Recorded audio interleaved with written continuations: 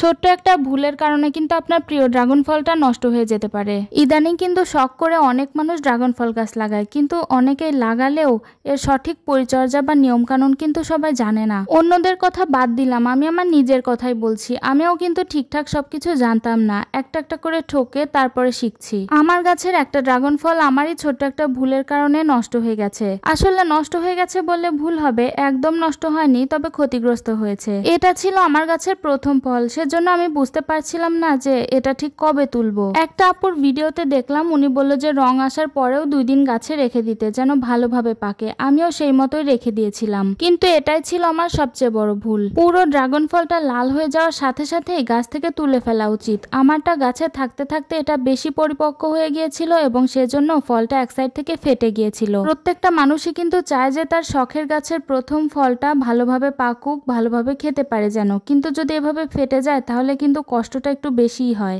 একদিন আগে আমি ফলটাকে অক্ষত দেখে আসি, কিন্তু পরের দিন গিয়েই দেখি যে এই অবস্থা। ফলটা ফেটে গিয়ে এর মধ্যে ডাই গিয়ে খাওয়া শুরু করেছে। আসলে মিষ্টি ফল তো, পোকামাকড়ের দোষ দিয়ে বা কি হবে, আমারই ভুল, গাছে আমি কেন রেখেছিলাম। আর ফলটা গাছ থেকে তোলার সময় বোঝা যাচ্ছিল যে এটা কতটা পেকে গেছে, একদম নরম, এর চামড়াটা তোলার সময় উঠেই গেছে। তাই আমি আমার অভিজ্ঞতা থেকে বলছি, ফলটা পুরোপুরি লাল হওয়ার পরে আর গাছে রাখা একদমই ঠিক না, তুলে নিয়ে আসা উচিত। আর আমার গাছের এই প্রথম ফলটা কিন্তু অনেক মিষ্টি ছিল, খেতে খুবই ভালো ছিল।